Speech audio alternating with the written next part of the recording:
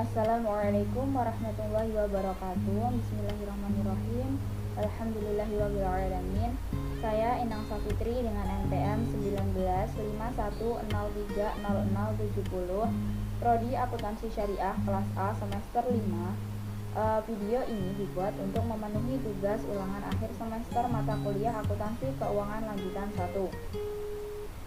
Di sini saya akan menjelaskan cara membuat laporan keuangan konsolidasian yang berkaitan dengan transaksi istimewa, yaitu transaksi induk dan anak untuk jual beli persediaan. Berikut ini merupakan contoh ilustrasi soalnya. Pada tanggal 9 Januari 2012, PT Scorpio mengakuisisi 95% saham kepemilikan PT Capricorn yang bernilai 1.159.000 dan kepentingan non-pengendali yaitu senilai 61.000.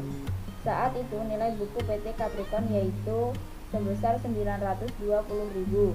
Penyebab selisih tersebut yaitu karena adanya perbedaan nilai wajar dan nilai buku gedung, tanah, dan peralatan. Masing-masing selisihnya yaitu sebagai berikut. Ini tabel selisih dan sisa umur ekonominya. Kemudian selama tahun 2012 PT Capricorn berhasil mendapatkan laba sebesar 382.000 dan membagikan dividen secara tunai sebesar 80.000. Berikut ini neraca saldo PT Scorpio dan PT Capricorn per 31 Desember 2012. Ini neraca per 31 Desember 2012. Kemudian terdapat data transaksi jual beli persediaan antara induk dan anak. Ini transaksi hulu atau induk dan ini transaksi hilir atau anak. Yang diminta yaitu hitunglah laba yang diakui PT Scorpio, hitunglah saldo investasi akhir PT Capricorn, buatlah neraca setelah investasi PT Capricorn dan laba diakui oleh PT Scorpio, buatlah jurnal eliminasi yang diperlukan, buatlah kertas kerja, dan buatlah laporan keuangan meliputi laba rugi konsolidasian, perubahan modal konsolidasian, dan laporan posisi keuangan konsolidasian. Untuk lebih jelasnya kita akan mengerjakannya di Excel. Untuk neraca per 31 Desember ini kita copy paste ke Excelnya. Nah, di sini sudah saya copy paste neraca saldo per 31 Desember 2012. Di sini bisa dilihat untuk PT Scorpio antara debit dan kreditnya itu belum balance. Kenapa? Karena investasi anaknya belum diakui dan penghasilan dari PT anaknya juga belum. Jadi kita akan menghitung nilai tersebut. Yang pertama kita akan menghitung nilai buku dan nilai wajar berdasarkan porsi kepemilikan. Yang pertama nilai buku. Nilai buku ini dari sini. Ini 920.000 dan nilai wajarnya dari 1.159.000 ditambah dengan non pengendalinya 61.000. Jadi nilainya yaitu cara menghitungnya nilai buku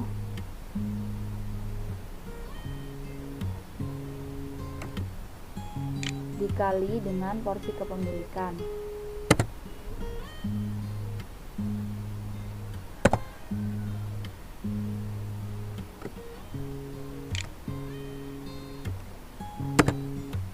Ini sama nilai wajar dikali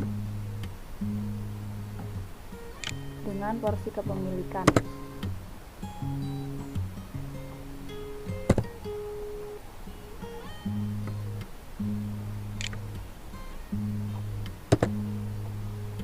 Kemudian tabel diferensial. Tabel diferensial ini dari selisih dan sisa umur antara nilai wajar dan nilai buku.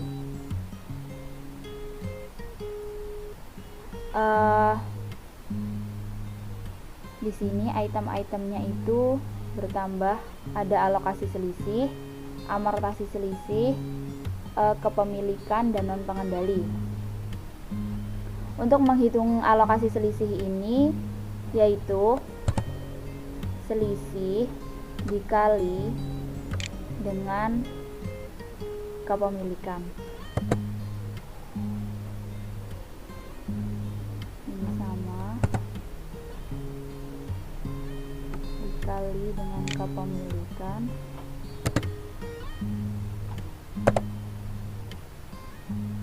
dikali dengan kepemilikan.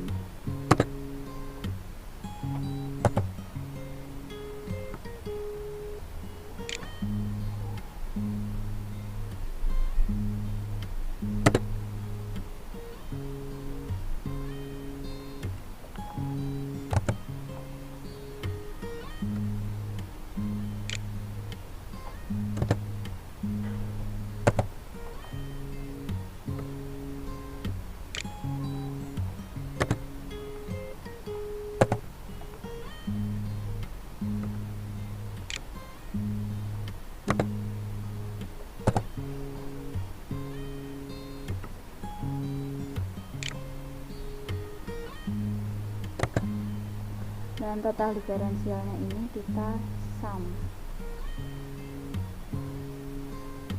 Iya.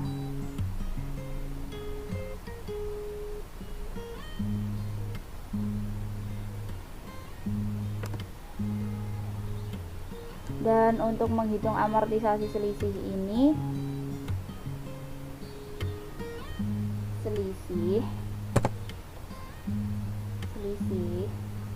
dibagi dengan sisa umur. Selisih dibagi dengan sisa umur.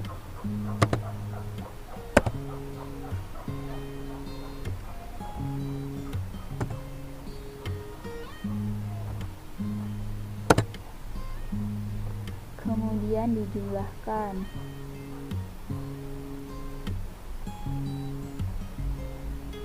Dan untuk menghitung porsi kepemilikan yaitu amortisasi selisih ini dikali dengan porsi kepemilikan.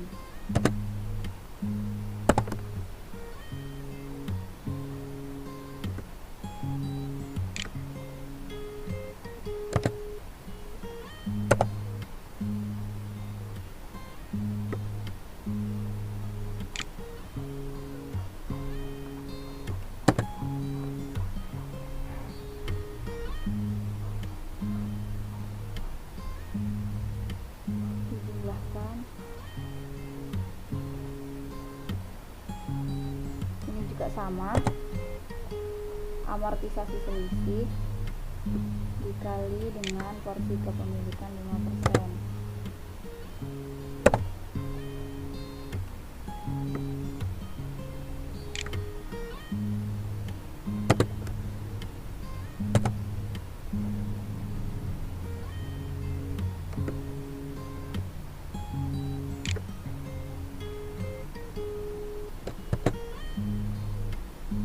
Jumlahkan.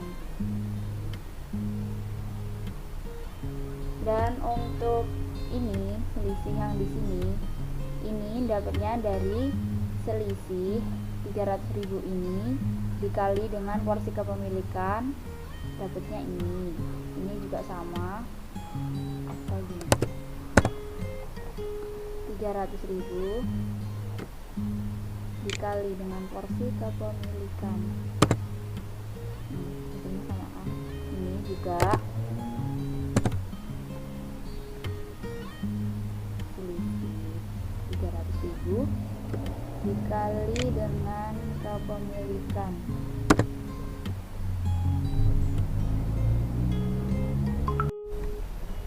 Yang selanjutnya yaitu kita akan menghitung pengakuan laba.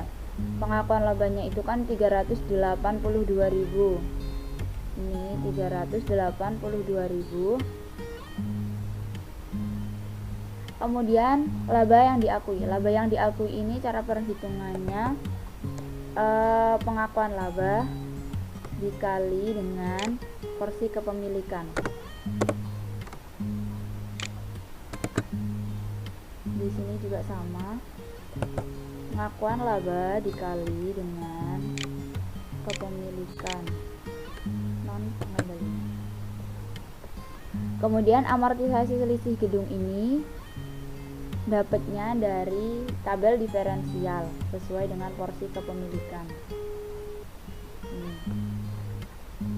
Kemudian untuk hulu persediaan ini dapatnya dari transaksi hulu dan hilir yang keuntungan masih tersimpan dari, kemudian dimasukkan ke sini. Kenapa terus yang non pengendalinya kenapa 0? Karena dia kan dari transaksi hulu, jadi otomatis dia sudah porsi kepemilikan seluruhnya dimiliki oleh hulu. Kemudian untuk hilirnya dari keuntungan yang masih tersimpan hilir ini dikali dengan porsi kepemilikan.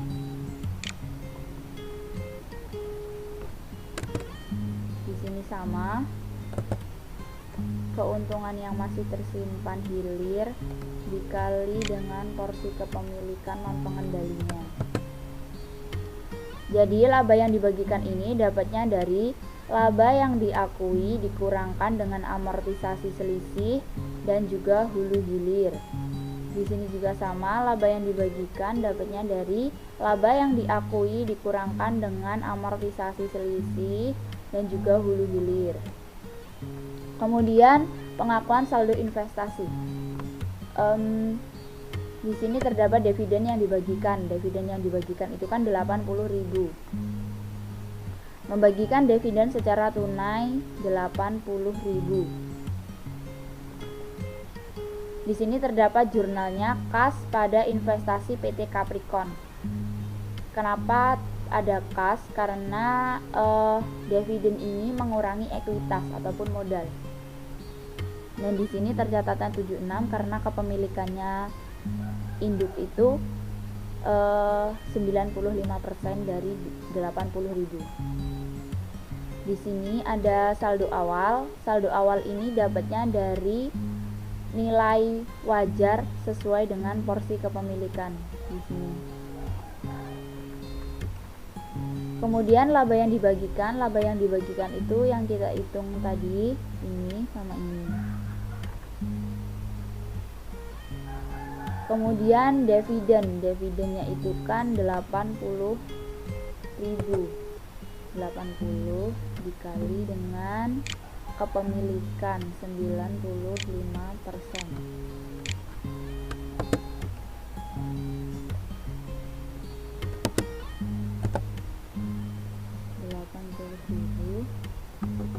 Dikali dengan 95%. 80.000 dikali dengan kepemilikan non pengendali 5%. Jadi saldo akhir investasi ini saldo awal ditambah laba yang dibagikan dikurang dengan dividen. Di sini sama, saldo akhir investasi non pengendalinya saldo awal ditambah dengan laba yang dibagikan dikurang dengan dividen. Kemudian kan kita udah dapat nih saldo akhir investasi sama laba yang dibagikan untuk penghasilannya. Jadi kita masukkan ke neraca saldo, apakah sudah balance atau belum. Di sini investasi anaknya,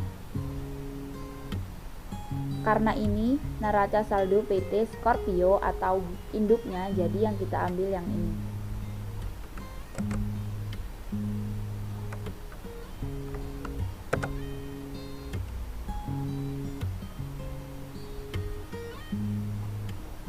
Kemudian penghasilan PT Anak. Penghasilan PT Anak ini dari laba 95% kepemilikan induk.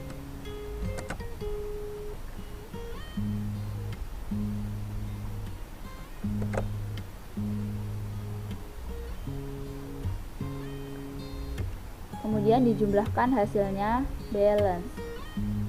Yang selanjutnya yaitu pengecekan saldo investasi. Investasi ini hasilnya harus 0. Kenapa harus 0? Karena investasi itu menyerap aset dan kewajiban. Di sini ada saldo investasi. Saldo investasi dari sini, kemudian ataupun sini dan ini. Kemudian ekuitas. Ekuitas itu nilai buku sesuai porsi kepemilikan. Ini sama ini dijumlahkan. Kemudian hasilnya ini.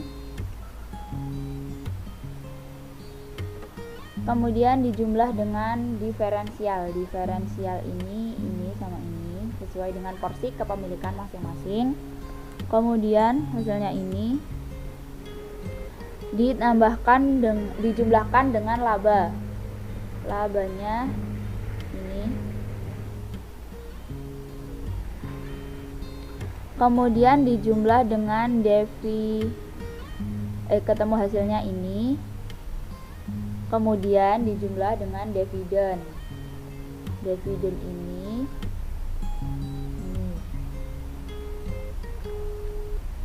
hasilnya 0. Kemudian jurnal eliminasi. Yang pertama, mengeliminasi saldo investasi PT Anak terhadap nilai buku ekuitas. Di sini yang kita masukkan dari neraca saldo per 31 Desember yang PT Anaknya. Dari sini ya. Ini saham biasa, agio saham, dan saldo laba.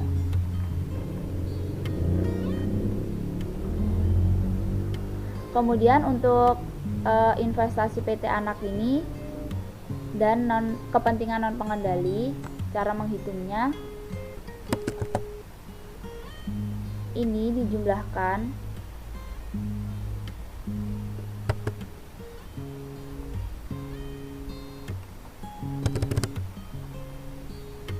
kita jumlahkan dulu ya.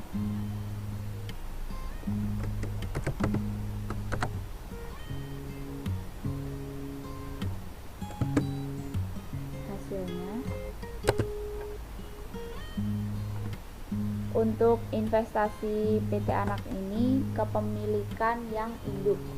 Jadi 920.000 dikali dengan kepemilikan induk.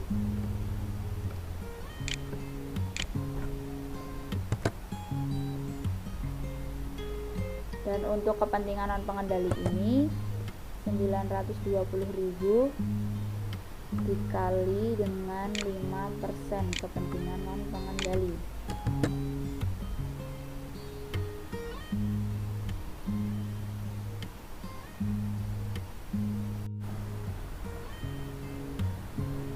Yang selanjutnya yaitu jurnal eliminasi, mengeliminasi saldo investasi PT Anak terhadap efek penyesuaian diferensial.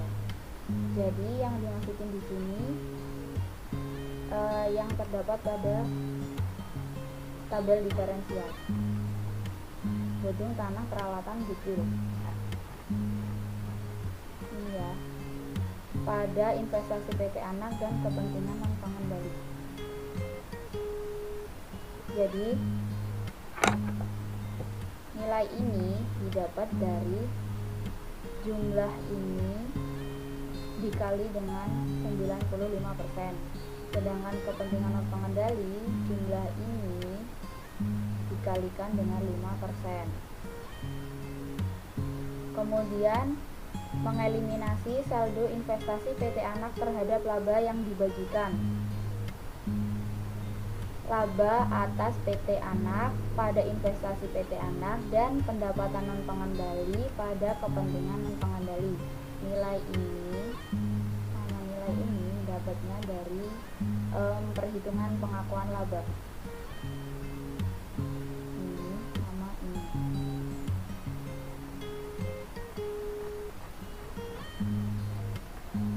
Kemudian mengeliminasi saldo investasi PT Anak terhadap dividen. Jurnalnya investasi PT Anak pada dividen dan kepentingan non pengendali pada dividen.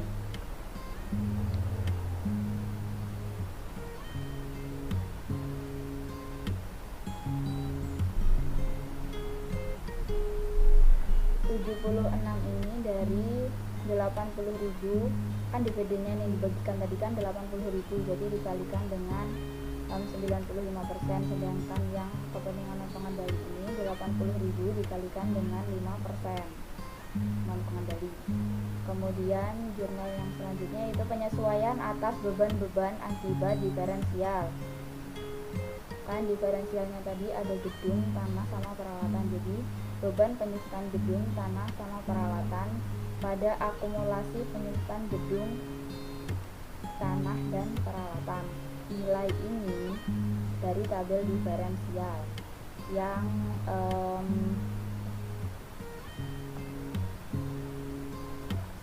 ini amortisasi selisih.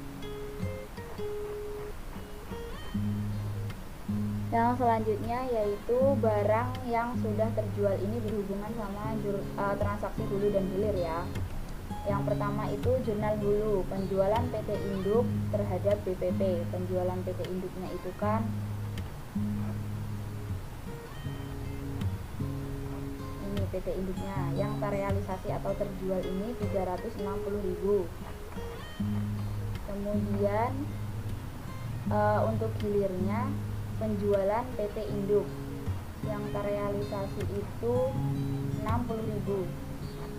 Dan kenapa di sini tercatatnya 57.000? Karena 60.000 dikalikan dengan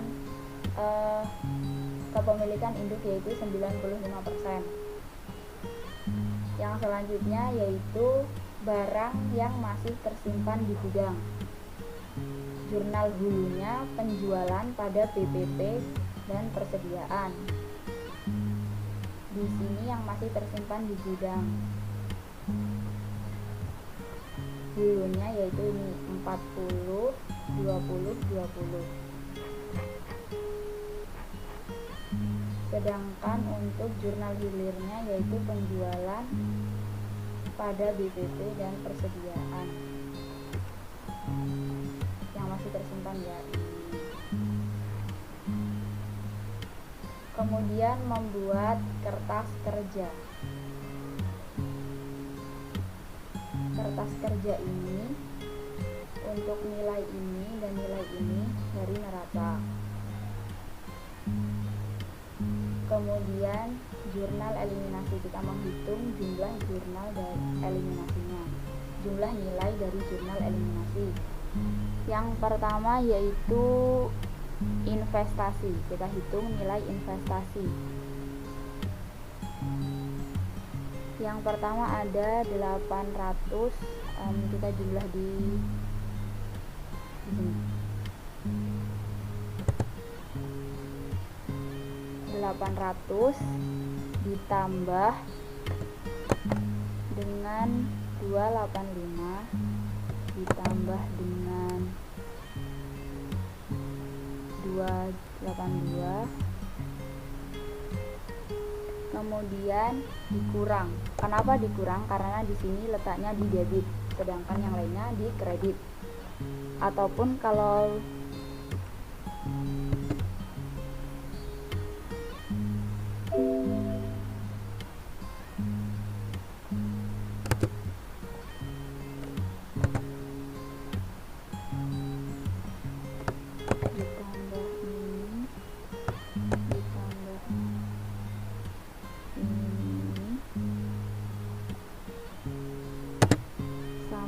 yang di kredit dan yang di debit itu senilai 76.000. Ini udah nggak ada investasi ya. Ini 76 di debit, 1.400.000 sekian di kredit. Kemudian ada persediaan. Nah, persediaan ini berarti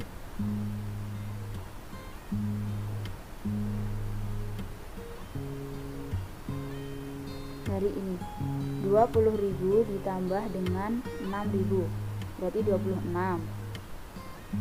Kemudian ada gedung. Ini ya, ini gedung 60.000, cuma satu kan ya. Kemudian akumulasi penyusutan gedung, cuma satu ini. Dan tanah ini 150.000 dan akumulasi penyusutan tanah dari sini, dan dia cuma ada satu, jadi langsung dimasukin di jurnal eliminasinya yang di kredit. Kemudian peralatan 35.000, karena dia cuma ada satu peralatan, jadi langsung dimasukkan di jurnal eliminasi di debit. Kemudian ada akumulasi penyusutan peralatan. Peralatan ini 17.500, karena dia cuma ada satu, jadinya langsung dimasukin di kredit, karena emang dia posisinya di kredit. Kemudian untuk saham biasa yaitu 320 di debit, kemudian agio sahamnya 40.000 di debit, kemudian saldo laba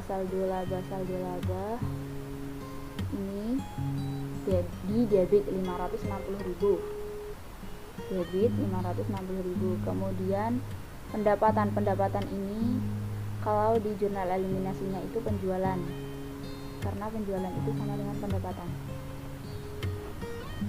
pendapatan aja ya. Pendapatan berarti 360.000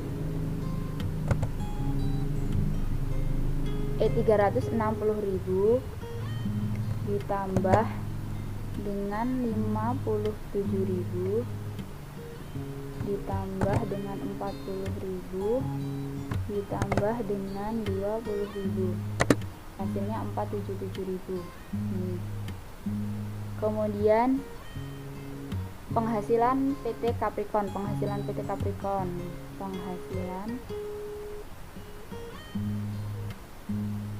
ini ya, penghasilan atau laba atas PT anak ini cuman satu kan, jadi langsung dimasukin di debit. Kemudian ada beban pokok penjualan, BPP ini beban pokok penjualan ya, kita hitung di sini. Beban pokok penjualan 360 ditambah dengan 57 ditambah dengan 20 ditambah dengan 14, hasilnya 451 di kredit. Yang selanjutnya yaitu ada beban penyusutan. Ini kan ada gedung, beban penyusutan gedung ini cuman satu dan dia letaknya di debit, jadi langsung kita masukkan di jurnal eliminasinya di debit. Kemudian beban penyusutan tanah sama penyusutan tanah debit 25.000 ini.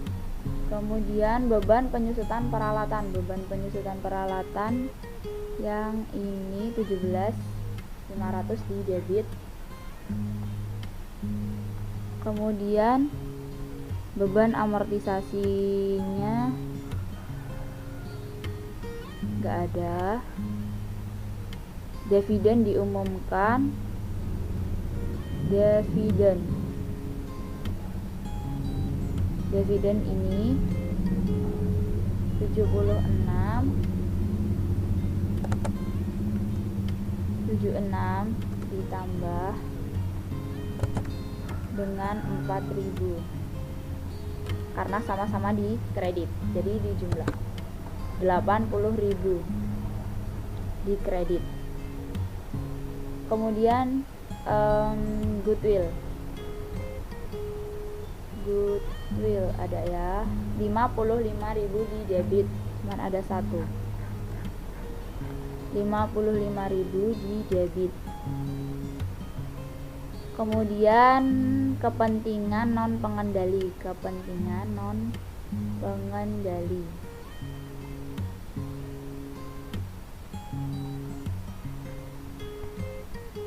kita hitung di sini.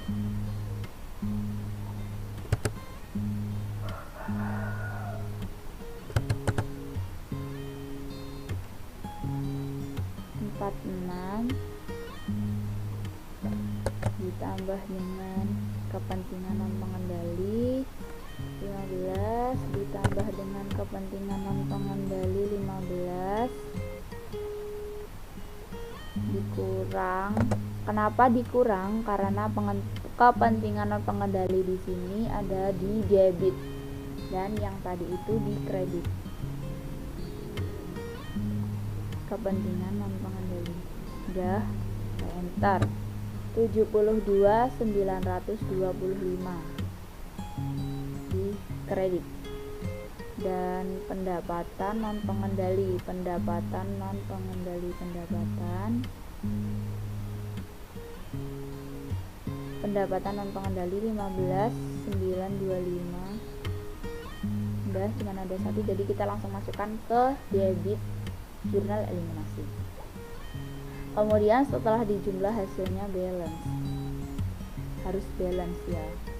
Kemudian untuk konsolidasi ini karena posisinya sama, debit dan debit, jadi langsung dijumlah.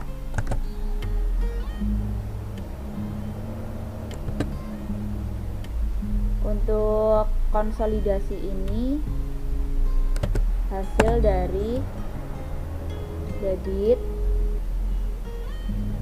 dan ini sama-sama debit, jadi dijumlah dan dikurang dengan kredit.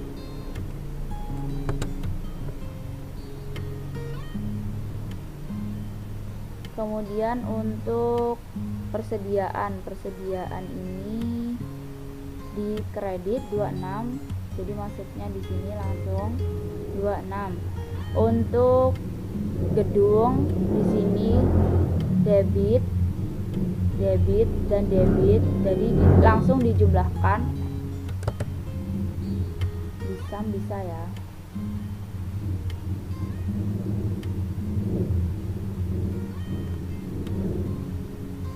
Auto sum. Intinya konsolidasi ini hasil dari penjumlahan. Kalau dia sama-sama debit ataupun kredit dijumlahkan. Kalau dia berlawanan debit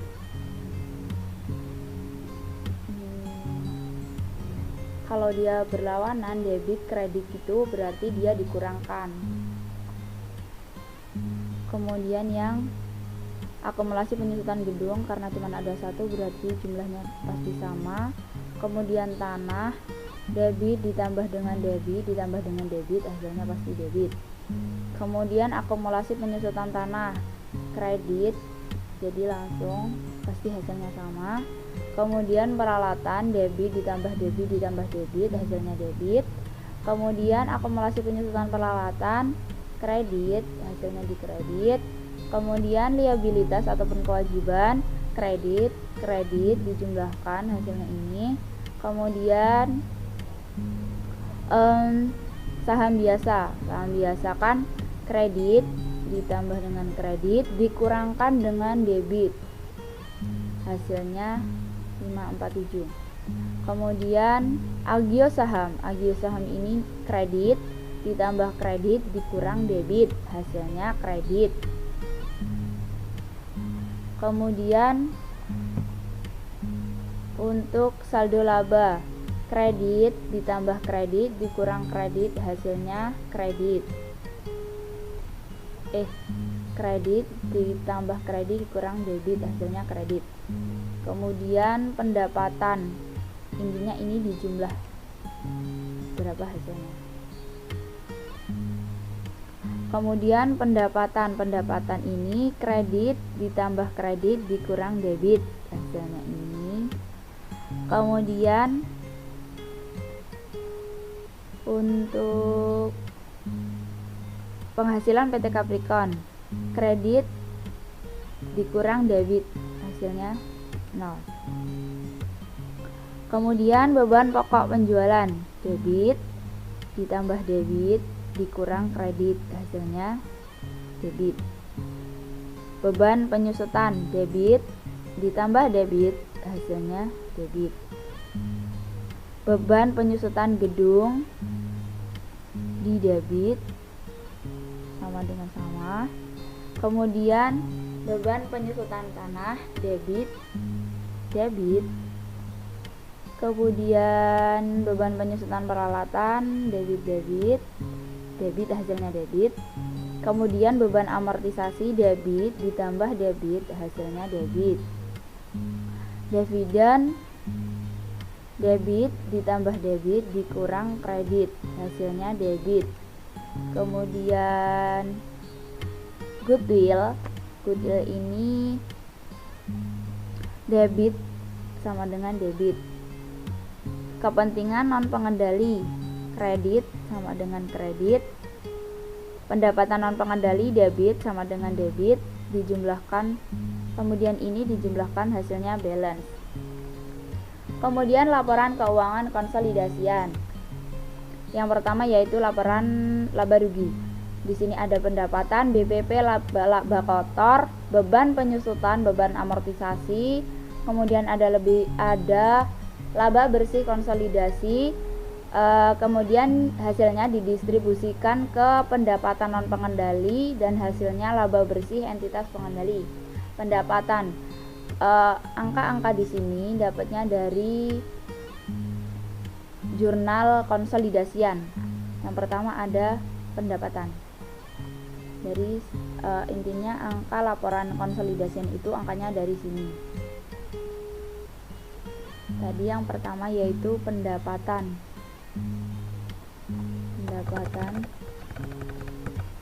2.892.000 dijumlah dengan BPP, karena kan pendapatan itu di kredit, kemudian BPP beban pokok penjualan itu di debit. Jadi antara debit kredit itu dikurangkan, hasilnya ini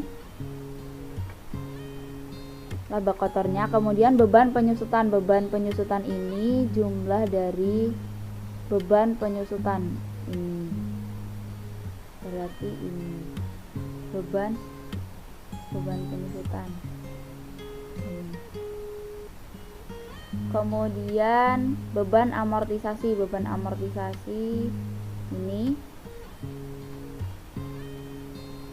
ini jumlah dari beban penyusutan dan amortisasi.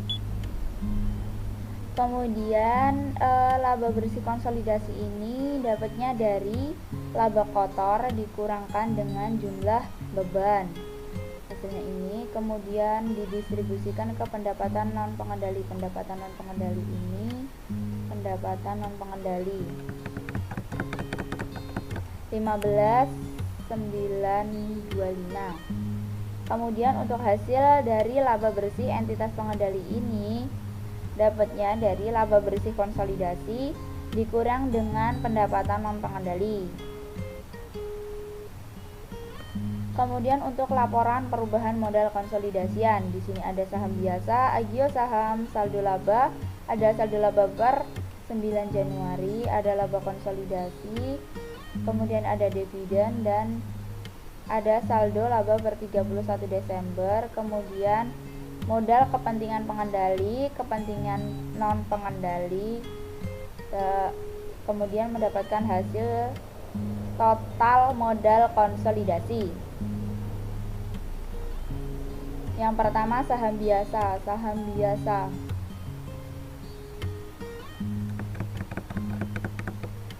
547, kemudian agio sahamnya 375. Kemudian ini jumlah dari saham biasa dan juga agio saham.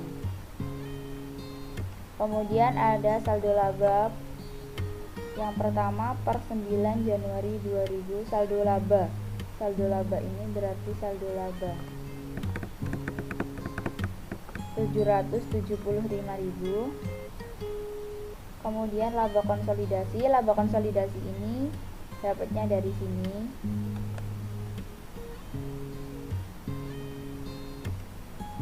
Kemudian dividen, karena dividen itu sifatnya mengurangi ekuitas, jadi dia dikurangkan. Dividen 120.000, di sini dikurang menjadi min karena dia mengurangi ekuitas. Jadi saldo laba per 31 Desember ini dapatnya dari per 9 Januari ditambah laba konsolidasi ditambah dengan dividen, karena emang dividennya udah dimin di sini, jadi dia langsung ditambah.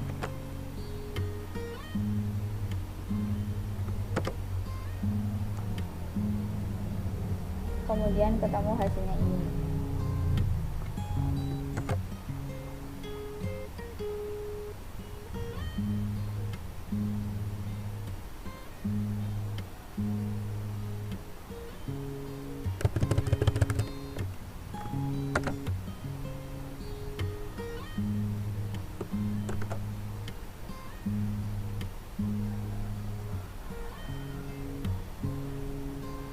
Kemudian untuk modal kepentingan pengendali ini nilainya dari penjumlahan saham biasa dan agio saham ini ditambah dengan saldo laba per 31 Desember.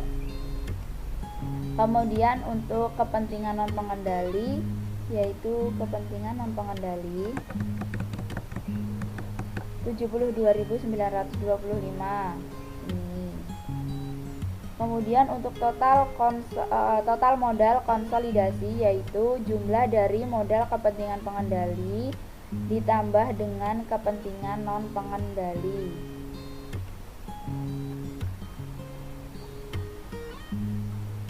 Kemudian yang terakhir yaitu laporan posisi keuangan konsolidasian. Di sebelah kiri itu aset dan di sebelah kanan itu liabilitas. Aset lancarnya ada, kemudian ada persediaan itu mengurangi aset lancar. Kemudian total aset lancar, aset tidak lancarnya ada gedung, tanah, peralatan, goodwill, akumulasi penyusutan gedung, akumulasi penyusutan tanah, dan ada akumulasi penyusutan peralatan. Kemudian total aset tidak lancar dan hasilnya yaitu total aset konsolidasian. Untuk yang sebelah kiri terlebih dahulu yaitu aset lancarnya ini dari aset lancar konsolidasi 2.500.000. Kemudian persediaan. Kenapa dia min? Karena dia sifatnya mengurangi aset lancar. Persediaan 26.000. Jadi total aset ini penjumlahan dari aset lancar dan juga persediaan. Kemudian aset tidak lancarnya gedung yaitu 1.110.000. Kemudian ada tanahnya itu 1.092.000. Kemudian peralatannya itu 695.000. Kemudian goodwill 55.000.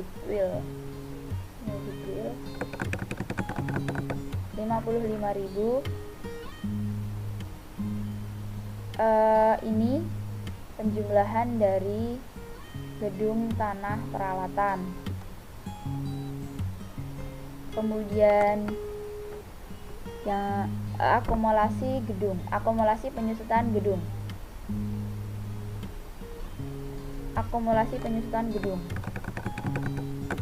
15.000. Karena diakumulasi jadi dia min. Kemudian akumulasi penyusutan tanah. 25.000. Kenapa ini min akumulasi? Karena dia dikredit ya di konsolidasinya. Kemudian akumulasi penyusutan peralatan.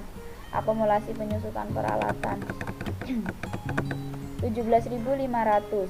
Jadi total aset tidak lancar ini, jumlah dari gedung, tanah, peralatan ini dijumlah dengan akumulasi hasilnya ini. Kemudian total aset konsolidasi ini jumlah dari total aset lancar dan juga total aset tidak lancar. Kemudian yang sebelah kanan yaitu liabilitas. Yang pertama liabilitas ini dari 1.507. Total liabilitas karena cuma ada satu jadi pasti hasilnya sama. Kemudian ada ekuitas, saham biasa.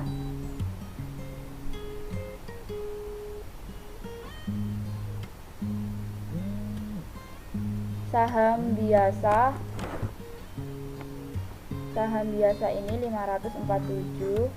Kemudian ada agio saham, di sini udah ya tadi, jadi ini dipakai aja ini. Kemudian saldo laba ini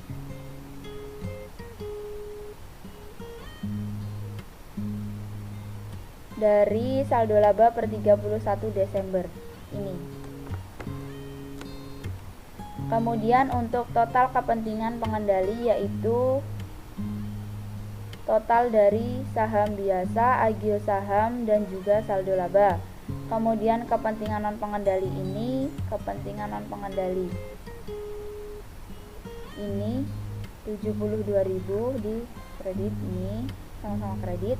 Jadi di jumlah ini total ekuitas konsolidasi ini jumlah dari total modal kepentingan pengendali dan juga kepentingan non pengendali. Kemudian untuk total liabilitas dan ekuitas konsolidasi ini jumlah dari total liabilitas dan dijumlahkan dengan total ekuitas konsolidasi.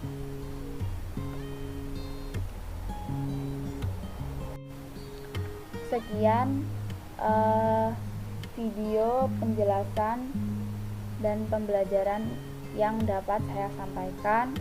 Semoga video ini bermanfaat untuk kita semua dan juga bisa menambah wawasan kita. Saya ucapkan terima kasih. Wassalamualaikum warahmatullahi wabarakatuh.